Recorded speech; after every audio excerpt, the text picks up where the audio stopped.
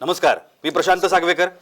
आज आपण चर्चा करणार आहोत मॉडर्न वास्तुशास्त्राची माहिती या विषयावरती आणि आपल्याला मार्गदर्शन करणार आहेत मॉडर्न वास्तुतज्ञ अभिजित पांढरे सर. आपण सरांचं स्वागत करूया. सर नमस्कार. नमस्कार. कार्यक्रमात मनापासून स्वागत. धन्यवाद. चर्चेला सुरुवात करायची आहे, मात्र त्याआधी मी थोडक्यात सरांची ओळख करून देणार आहे. गेल्या 4 वर्षांचा वास्तुतज्ञ म्हणून सरांना अनुभव आहे. तसंच दिल्लीतून मॉडर्न वास्तू कोर्स सरांनी पूर्ण केला आणि त्यानंतर त्यांनी संपूर्ण महाराष्ट्रामध्ये आपली सेवा देण्यासाठी सुरुवात केलेली आहे. अनेक ठिकाणी संपूर्ण महाराष्ट्रामध्ये ते सातत्यानं वास्तू व्हिजिट करत असतात. डॉक्टर्स असतील, इंजिनियर्स असतील, वेगवेगळे बिझनेसमन्स असतील, त्यानंतर कॉर्पोरेट कंपन्या असतील, या सगळ्यांनी त्यांना आत्तापर्यंत आपल्याकडे वास्तू व्हिजिटसाठी बोलवलं आहे आणि त्यांच्या ज्या सर्व्हिसेस आहेत त्या सर्व्हिसेस त्यांनी घेतलेल्या आहेत. त्यामुळे अभिजित पांढरे सर आज आपल्याला वास्तूविषयी काय सल्ला देतात, काय मार्गदर्शन करतात याची उत्सुकता मला सुद्धा आहे. त्यामुळे चला कार्यक्रमाला सुरुवात करूया, चर्चेला सुरुवात करूया. सर पुन्हा एकदा मनापासून स्वागत. धन्यवाद.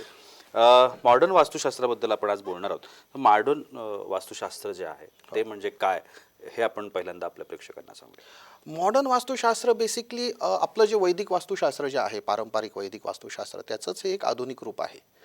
तर मुळात काय झालं, माझे जे गुरु आहेत ह्या गुरूंनी आपल्याकडे लुप्त झालेलं, ज्यावेळेस आपल्याकडे परकीय आक्रमणामुळे तक्षशिला, नालंदा वगैरेतलं जे काही ज्ञान होतं वास्तुकलेचं, वास्तुशास्त्राचं, जे लुप्त झालं होतं, जे तिबेटमध्ये गेलं होतं त्या काळात, त्या काही गोष्टींमुळे, तिबेट झालं, चायना झालं वगैरे, अशा भागामध्ये तिकडे जाऊन ते ज्ञानाचं जे काही तिकडून त्या वास्तूचं, आपल्याकडचं लुप्त झालेलं वास्तूचं ज्ञान तिकडून ते घेऊन आले. प्लस आपल्या भारतामध्ये जे काही पुरातन मंदिरं आहेत, त्याच्यानंतर राजमहाल आहेत, पॅलेसेस आहेत, ऐतिहासिक इमारती आहेत, यांचा अभ्यास करून दोघांच्या संयोगातून, दोघांच्या मिलापातून जे काही नवीन टेक्निक फॉर्म केलं वास्तूबद्दलचं, त्याला आपण मॉडर्न वास्तुशास्त्र म्हणतो. आता मॉडर्न वास्तुशास्त्र हे आधुनिक काळाला लागू होणारं शास्त्र आहे. कसं, कारण आता फ्लॅट संस्कृती आलेली आहे. त्याच्यानंतर जर तुम्ही बघितलं, इलेक्ट्रॉनिक अप्लायन्सेस आहे, इलेक्ट्रिकल अप्लायन्सेस आहेत, इलेक्ट्रॉनिक गॅजेट्स आले आहेत नवीन, त्याचा प्रत्येक गोष्टीचा आपल्यावर परिणाम होत असतो. तर ह्या नवीन आधुनिक जीवनशैलीला अनुसरून किंवा त्याच्यावर प्रभावशाली असं मॉडर्न वास्तुशास्त्र म्हणून याला पाहिलं जातं. तर बेसिकली मॉडर्न वास्तुशास्त्र एक सोप्या भाषेमध्ये म्हणजे वैदिकचंच आधुनिक रूप किंवा ॲडव्हान्स रूप, जे अतिशय इफेक्टिव्ह आणि प्रभावीपणे कार्य करतं, या पद्धती आहे मॉडर्न वास्तुशास्त्र. पारंपरिक आणि मॉडर्न वास्तुशास्त्र याच्यामधला जर आपण फरक सांगायचा म्हटलं, कारण दोन्ही गोष्टी महत्त्वाच्या आहेत. पारंपरिक पण तेवढंच महत्त्वाचं आहे, मॉडर्न पण तेवढंच महत्त्वाचं आहे. पण नेमका फरक काय आहे? पारंपरिक आपला बेस आहे, वैदिक वास्तुशास्त्र हा मॉडर्न वास्तूचा बेस आहे. वैदिक वास्तुशास्त्रामध्ये काय होतं की 8 दिशा पकडल्या जातात. कोणत्या? पूर्व, पश्चिम, दक्षिण, उत्तर, ईशान्य, आग्नेय, नैऋत्य आणि वायव्य. तर मॉडर्न वास्तुशास्त्रामध्ये आता वैदिकच्या ह्या ज्या 8 दिशा त्या 45 डिग्रीमध्ये विभागलेल्या असतात. मॉडर्न वास्तूमध्ये ह्याच दिशांना पुन्हा 22.5 डिग्री म्हणजे त्याच्या अर्ध्या करून विभागलं गेलं आहे. तर मॉडर्न वास्तुशास्त्रामध्ये 16 दिशा, उपदिशा आणि लघुदिशा याच्यावर कार्य होतं. तर फरक एवढाच आहे की जास्त डिटेलिंगमध्ये कार्य होतं त्याच्या, आणि प्रत्येक दिशेचे विशिष्ट गुणधर्म आपण फाइंड आउट केलेले आहेत दिशा उपदेशाचे. त्याच्यामुळे जशा समस्या असतात त्या अनुषंगाने पर्टिक्युलर त्या दिशेतले असंतुलन किंवा त्या दिशेतले दोष आपल्याला सहजासहजी लक्षात येतात आणि त्याच्यावर प्रभावीपणे विना तोडफोड काम केलं जातं किंवा त्याच्यावर उपाय केला जातो. हा बेसिक याच्यामध्ये असा फरक आहे की मॉडर्न वास्तुशास्त्र आणि पारंपरिक वास्तुशास्त्र. सर, असं म्हटलं जातं की प्रारब्ध आणि अंतर्मन याचा वास्तूशी कनेक्ट असतो. तर तसं काही असतं का आणि ते कशा पद्धतीने? आता कसं होतं तुम्हाला सांगतो. प्रारब्ध म्हणजे काय? आपण आज आपल्या आजच्या परिस्थितीमध्ये आपण जे काही सुख दुःख उपभोगतो त्याचं मूळ कारण हे ह्या जन्माच्या भूतकाळात किंवा मागील जन्मात कुठेतरी असतं. पूर्वी आपण चांगलं कर्म केलं असेल तर आज आपल्याला आनंद, खुशी मिळते. पूर्वी आपले जर एखादं कर्म चुकीचं असेल तर आज आपण दुःख उपभोगतो त्याच्या बदल्यात. तर होतं काय, हे जे प्रारब्ध असतं, ज्यावेळेस आपला जन्म होतो, जन्माच्या वेळेस आपल्या जन्मपत्रिकेमध्ये हे प्रारब्ध हे ऑलरेडी तिथे प्रिंट केलेलंच असतं. ज्योतिष लोक ते डिकोड करतात. पण हे जी जन्मपत्रिका असते, परमेश्वर ही जन्मपत्रिका आपल्या अंतर्मनामध्ये जन्माच्या वेळेसच ऑलरेडी प्रोग्राम केलेली असते परमेश्वरांनी ही जन्मपत्रिका. आता होतं काय की जसे जन्मपत्रिकेतले दोष असतात तसेच दोष तुम्हाला वास्तूमध्ये पाहायला मिळतात. आता त्याच्यामुळे काय होतं, ज्यावेळेस वास्तूमध्ये आपण बदल करतो वास्तू उपायांनी, त्यावेळेस ती तुमच्या अंतर्मनातली जन्मपत्रिका जी आहे ती अपग्रेड व्हायला लागते, प्रोग्राम व्हायला लागते आणि त्याच्यानुसार तुम्हाला चांगले सकारात्मक बदल अनुभवता येतात. बरं. आपली वास्तू ही आपल्या अंतर्मनाशी डायरेक्टली कनेक्टेड असते. वास्तूचा जो उंबरा आहे, उंबरठा ज्याला म्हणतात, तो बाह्य जगताशी जोडण्याचं काम करतो. पण आतली वास्तू ही डायरेक्टली आपल्या अंतर्मनाशी किंवा सबकॉन्शियस माइंडशी कनेक्टेड असते. त्याच्यामुळे काय होतं, आपल्या वास्तूतले बदल आपल्या अंतर्मनातल्या ज्या प्रोग्राम केलेल्या जन्मपत्रिका असते किंवा जे काही आपले जे प्रारब्धानुसार जे काही प्रोग्रामिंग केलेलं असतं अंतर्मनातलं, ते ऑटो काय म्हणतात अपग्रेड होतं किंवा रिप्रोग्राम्ड होतं आणि छान असे रिझल्ट मिळायला लागतात त्याच्यामुळे. बरोबर बरोबर. सर, वास्तूची पंचतत्व आणि सप्तचक्र ही एकमेकांशी निगडीत असतात असं म्हटलं जातं. ते खरं आहे का आणि ती कशी निगडीत असतात? हो, निश्चितच. आता होतं काय माहिती का, आपलं मनुष्य शरीर जे आहे ते पंचमहाभूताचं किंवा पंचतत्वाचं बनलेलं आहे. पंचमहातत्व कोणते येतात? जलतत्व, वायुतत्व, अग्नितत्व, पृथ्वीतत्व आणि आकाशतत्व. बरोबर. आता तसेच वास्तूमध्ये ही पंचतत्व असतात. उत्तरेमध्ये काय असतं? जलतत्व. पूर्वेमध्ये काय असतं? वायुतत्व. आग्नेयेत असतं अग्नितत्व. नैऋत्य दिशेमध्ये काय असतं? तर पृथ्वीतत्व आणि पश्चिमेमध्ये आकाशतत्व. आता हे जे ह्या वास्तूतल्या तत्वांमध्ये ज्यावेळेस असंतुलन येतं तसा परिणाम आपल्या शरीरातल्या चक्रांवर तत्वांवर होतो. आता हे तत्व पुन्हा आपल्या चक्रांशी निगडीत आहेत. आपल्या शरीरात सप्तचक्र असतात. सुरुवात बेसपासून होती, मुळापासून, त्याला आपण मूलाधार चक्र म्हणतो. त्याच्यावरती येतं स्वादिष्ठान चक्र, त्याच्यावरती येतं नाभीचक्र किंवा मणिपूर चक्र, छातीमध्ये असतं अनाहत चक्र, घशामध्ये असतं विशुद्धी, इकडे आज्ञा आणि वरती सहस्रार. आता होतं काय माहिती का, प्रत्येक चक्र मुळात खालची जी 3 लोअर चक्र किंवा खालची जी 3 चक्र असतात, कोणते? मूलाधार, स्वादिष्ठान आणि मणिपूर, हे सांसारिक चक्र असतात. सांसारिक चक्र म्हणजे कोणते? जे आपले संसारातील वेगवेगळ्या ज्या घटना किंवा घडामोडी असतात, मग ते आर्थिक असतील, सामाजिक असतील, नातेसंबंधातले असतील, शारीरिक असतील, मानसिक असतील, याच्याशी निगडीत असतात. त्याच्यानंतर मूलाधार चक्र जे असतं सगळ्यात महत्त्वाचं ते असतं पृथ्वी तत्वाचं. स्वादिष्ठान चक्र असतं जलतत्वाचं. नाभीचक्र किंवा तुमचं मणिपूर चक्र असतं अग्नितत्वाचं. हृदय चक्र किंवा अनाहत चक्र ते असतं तुमचं वायुतत्वाचं. आता ज्यावेळेस वास्तूमध्ये हे असंतुलन होतं वास्तूमधील पंचतत्वांमध्ये, त्यावेळेस ऑटोमॅटिक तुमच्या त्या शरीरातले पंचतत्व बिघडतात आणि त्याचा परिणाम तुमच्या चक्रांवर होतो. मग आपण म्हणतो चक्रा ब्लॉकेज झाले किंवा हे नाही, मग ते आपल्याला त्याचे असे कुठेतरी शारीरिक, आर्थिक, मानसिक लेवलवर आपल्याला त्याचे परिणाम पाहायला मिळतात. आणि मॉडर्न वास्तूमध्ये आपला सगळ्यात पहिला फोकस हा पंचतत्वांवरच असतो. पंचतत्व बॅलन्स, ज्याला आपण इलिमेंटल बॅलन्स म्हणतो. ज्यावेळेस आपण हे पंचतत्व बॅलन्स करतो त्यावेळेस सकारात्मक परिणाम त्या शरीरातल्या तत्वांवर तर होतोच होतो, पण आपले चक्र तेवढेच ऍक्टिव्ह होतात आणि त्यानुसार आपल्याला चांगल्या घटना, चांगले अनुभव यायला लागतात. त्याच्यामुळे मी डायरेक्टली आपण हेच सांगत असतो, पंचतत्व, वास्तू आणि शरीर यातली सप्तचक्र हे डायरेक्टली एकमेकाशी कनेक्टेडच असतात. बरं सर, आता उपायांकडे मला यायचं आहे. खरं तर मॉडर्न वास्तुशास्त्र जे आहे त्याच्यामधले उपाय कसे असतात त्याची उत्सुकता कदाचित आपले प्रेक्षक जे आपल्याला बघतायत त्या संदर्भात असेल, तर हे उपायांबद्दल काय सांगता येईल? सर, आता होतं काय माहिती, मॉडर्न वास्तुशास्त्रामध्ये सगळ्यात पहिल्यांदा प्लॅन फार गरजेचा असतो. आपण जेव्हा वास्तू प्लॅन ज्याला आपण फ्लोअर प्लॅन म्हणतो, to the scale floor plan, engineering drawing, तर याच्यामध्ये आपण कसं करतो की एखादी वास्तू आहे, मग ते फ्लॅट असेल किंवा घर असेल, इंडस्ट्री असेल, दुकान असेल, ऑफिस असेल, त्याचा to the scale engineering drawing आपल्याला गरजेची असते. ज्यावेळेस आपण ज्यावेळेस क्लायंटकडून ती आपल्याला मिळते, त्याच्यानंतर ज्यावेळेस आपण व्हिजिट करतो, व्हिजिट करते वेळी आपण व्हिजिटच्या वेळी आपण सॅटेलाइट थ्रू डिग्रीज घेतो. सॅटेलाइट थ्रू आपण पृथ्वीच्या दक्षिण उत्तर ध्रुव, ही तुमची वास्तू पृथ्वीच्या दक्षिण उत्तर ध्रुवाशी किती समांतर आहे, एकतर ती पूर्वेकडे तरी वळालेली असते किंवा पश्चिमेकडे तरी वळालेली असते. तर आपण काय करतो की ती किती डिग्रीज मध्ये वळालेली आहे, पूर्वेकडे किंवा पश्चिमेकडे, ते सॅटेलाइट पृथ्वीच्या दक्षिण उत्तर ध्रुवानुसार आपण ती किती वळालेली आहे किंवा किती समांतर आहे हे आपण पाहतो, पडताळतो. आणि अकॉर्डिंगली त्याच्यानंतर आपण प्लॅन ग्रीड करतो. आपला जो प्लॅन ग्रीड होतो वास्तूचा पूर्ण इंजिनिअरिंग ड्रॉइंग हा 16 झोन मध्ये ग्रीड केला जातो. आता ह्या 16 झोन मध्ये ग्रीड केल्यानंतर म्हणजे प्रत्येक, आता थोड्या वेळाने मी तुम्हाला सांगतो प्रत्येक दिशेचे गुणधर्म किंवा उपदिशेचे गुणधर्म वगैरे, तर तो 16 याच्यामध्ये ग्रीड केला जातो. त्याच्यानंतर 32 पदं येतात, 45 किंवा 45 एनर्जी फील्ड्स किंवा देवताज येतात, याच्यामध्ये तो पूर्ण ग्रीड केला जातो. आणि जशा समस्या आहेत, समजा एखाद्या व्यक्तीला समस्या असेल, वैवाहिक समस्या असेल, तर विवाहाच्या रिलेटेड 3 दिशा उपदिशा कारणीभूत असतात. हो. फक्त त्यांनाच पाहिलं जातं. जेवढ्या समस्या तेवढेच उपाय. मॉडर्न वास्तुशास्त्राचा नियम आहे की पूर्ण वास्तू कधी संतुलित करायची गरज आवश्यकता नसते. लागत नाही. जेवढं गरज आहे, जेवढं दुखतं आपण डॉक्टरकडे जातो. आपण डोकं दुखतं म्हणून जर डॉक्टरकडे गेलो तर आपण हार्टवर किंवा पोटावर औषध घेत नाही. बरोबर. मॉडर्न वास्तुशास्त्राचा नियम आहे, जेवढी गरज आहे तेवढंच बॅलन्स करायचं आणि that is very much effective.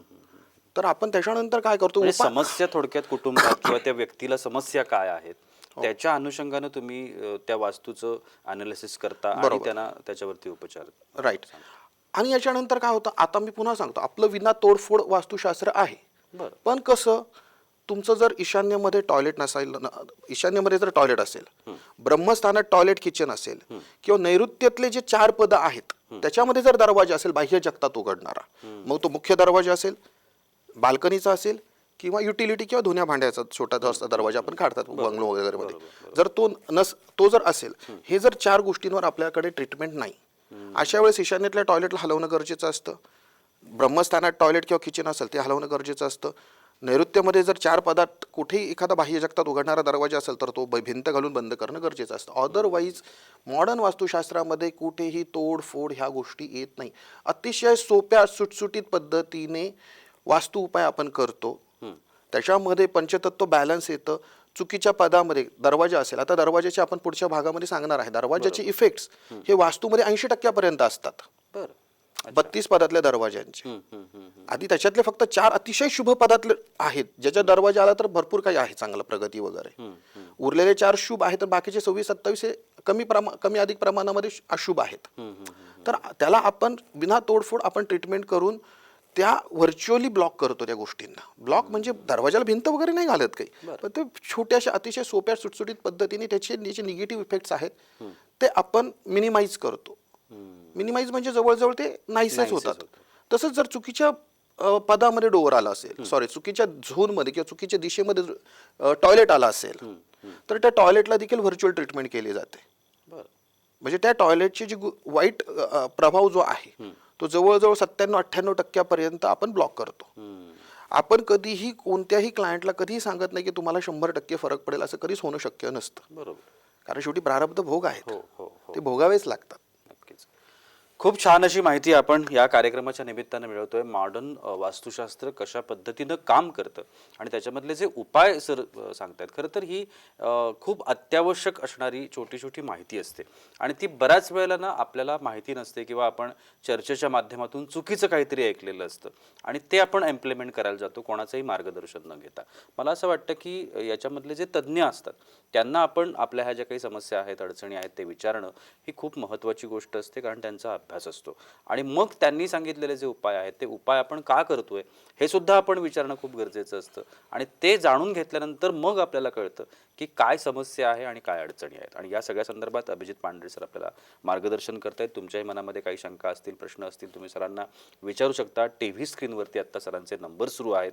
या नंबर्सवरती तुमच्या कुठल्याही समस्यांसंदर्भात तुम्ही सरांची अपॉइंटमेंट घेऊ शकता, त्यांना प्रत्यक्षात भेटू शकता.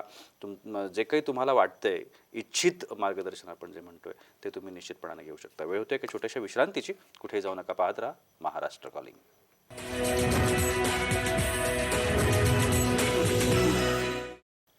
विश्रांतीनंतर महाराष्ट्र कॉलिंगमध्ये तुम्हा सगळ्यांचं पुन्हा एकदा मनापासून स्वागत. मॉडर्न वास्तुशास्त्राची माहिती या विषयावरती आपण चर्चा करतोय आणि अभिजित पांढरे सर आपल्याला मार्गदर्शन करतात. सर, आता तुम्ही ब्रेकच्या आधी म्हटलं होतं की दिशांसंदर्भात तुम्ही बोलणार आहात. आता हे दिशा ज्या असतात त्यांचे गुणधर्म किंवा त्याचे जे फायदे असतात किंवा त्याच्यामध्ये जर दोष असतील तर काय होऊ शकतं, या संदर्भात थोडंसं डिटेलमध्ये ऐकायला आवडेल. निश्चितच. आता मी मगाशी सांगितल्याप्रमाणे मॉडर्न वास्तुशास्त्रामध्ये 16 दिशा, उपदिशा आणि लघुदिशा येतात. तर आता आपण एका दिशेची माहिती घेऊया आणि त्याची गुणधर्म किंवा त्याच्यातून आपल्याला काय फायदा होतो वगैरे वगैरे थोडक्यात आपण समजून घेऊया. सुरुवात आपण करूया उत्तरेपासून. उत्तर दिशा जी असते मुळात ही असते जलतत्वाची. आता उत्तरेकडून आपल्याला काय होतो, उत्तरेचे गुणधर्म काय असतात, आयुष्यात नवीन संधी देणं. मग त्या संधी तुमच्या जॉब रिलेटेड असतील, तुमच्या बिझनेस रिलेटेड असतील, कस्टमर फ्लो किंवा ग्राहक वाढ याच्यासाठी असतील.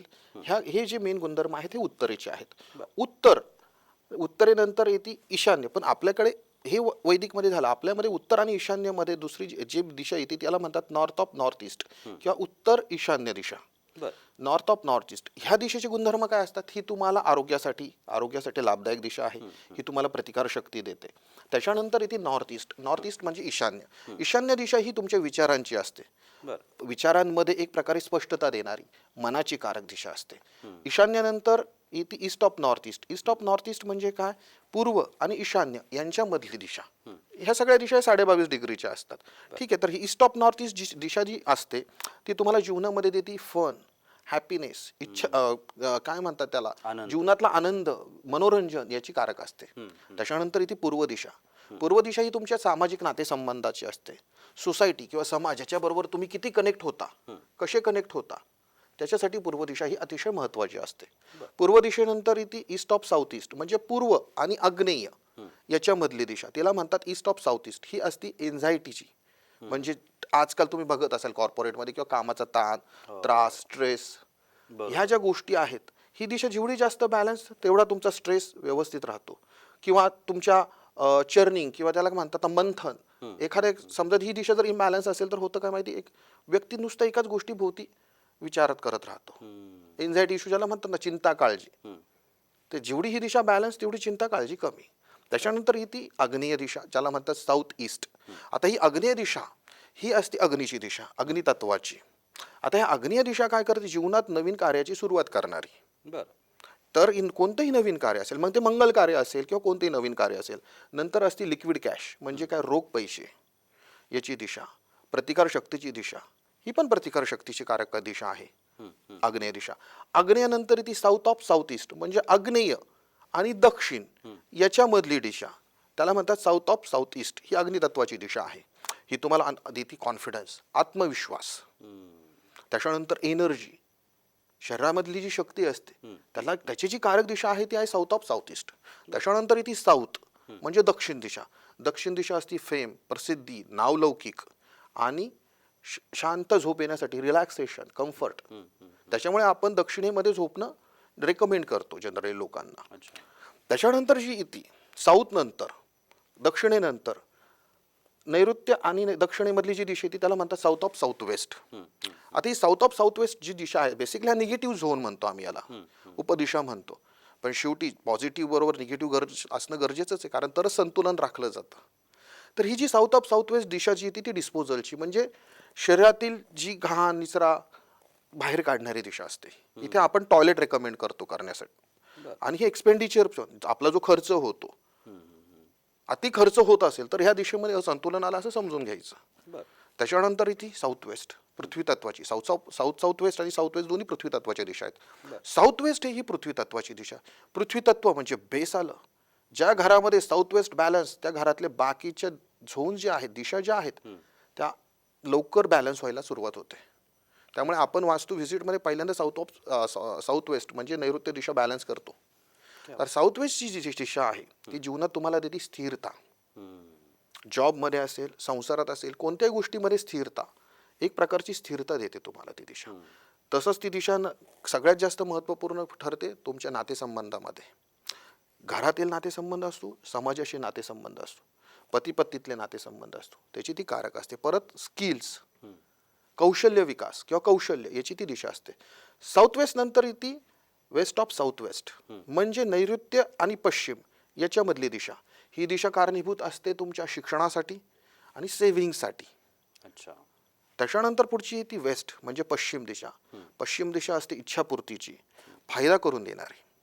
पश्चिमेनंतर ती वेस्ट ऑफ नॉर्थ वेस्ट म्हणजे कोणती? पश्चिम आणि वायव्य याच्यामधली दिशा. ही दिशा असती तुमच्या डिप्रेशनची, डिटॉक्सिफिकेशनची. आपण एखादा मनुष्य पूर्ण डिप्रेस होतो तर समजून घ्यायचं ह्या दिशेमध्ये कुठेतरी इम्बॅलन्सेस आहेत किंवा असंतुलन आहे.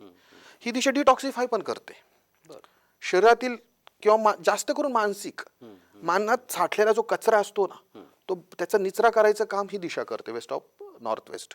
त्याच्यानंतर ती वायव्य नॉर्थ वेस्ट दिशा कारणीभूत असती ही हेल्प, सहकार्य, मदत आणि बँकिंग.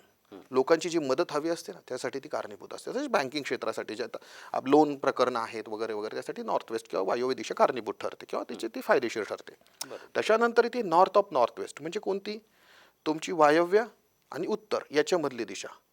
आता ही दिशा असते आकर्षणाची, शारीरिक आकर्षण असेल किंवा एखादं प्रॉडक्ट आहे तुमचं मार्केटमध्ये, तुम्ही एखाद्या दुकानामध्ये, लोकांनी त्याच्याकडे आकर्षित व्हावं किंवा पती पत्नीतलं आकर्षण, याच्यासाठी ती दिशा कारणीभूत ठरते.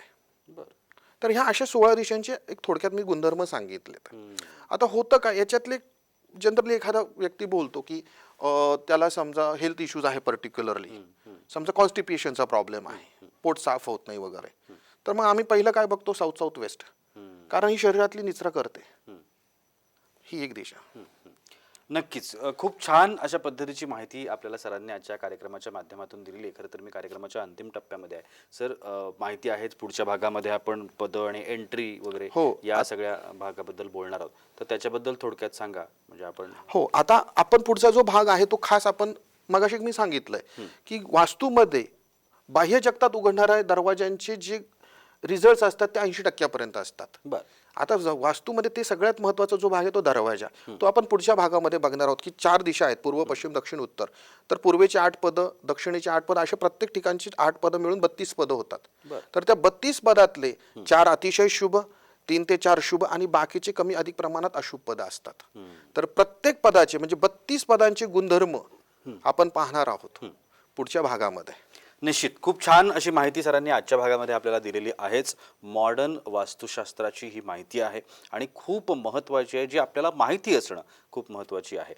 पुढच्या भागामध्ये सर ज्याच्याविषयी सरांनी आता सांगितलं की जी डोअर्स आहेत, जे एंट्रीज आहेत आणि त्याची जी पदं आहेत 32, याच्याविषयी आपल्याला सर माहिती करून देणार. त्यामुळे पुढचा भाग जो सरांचा आहे तो पाहायला नक्कीच विसरू नका. आणि या संदर्भातल्या कोणत्याही पद्धतीच्या शंका, कोणत्याही पद्धतीच्या समस्या, अडचणी याकरता तुम्ही थेट सरांशी संपर्क करू शकता. त्यांचे सगळे संपर्क क्रमांक आता टीव्ही स्क्रीनवरती तुम्हाला दिसत आहेत. सर, तुम्ही आजच्या कार्यक्रमात आलात आणि एवढी छान माहिती आमच्या प्रेक्षकांना दिली त्यासाठी धन्यवाद. आणि याबरोबरच वेळ होते इथेच थांबण्याची. कुठेही जाऊ नका, पाहत राहा साम टीव्ही.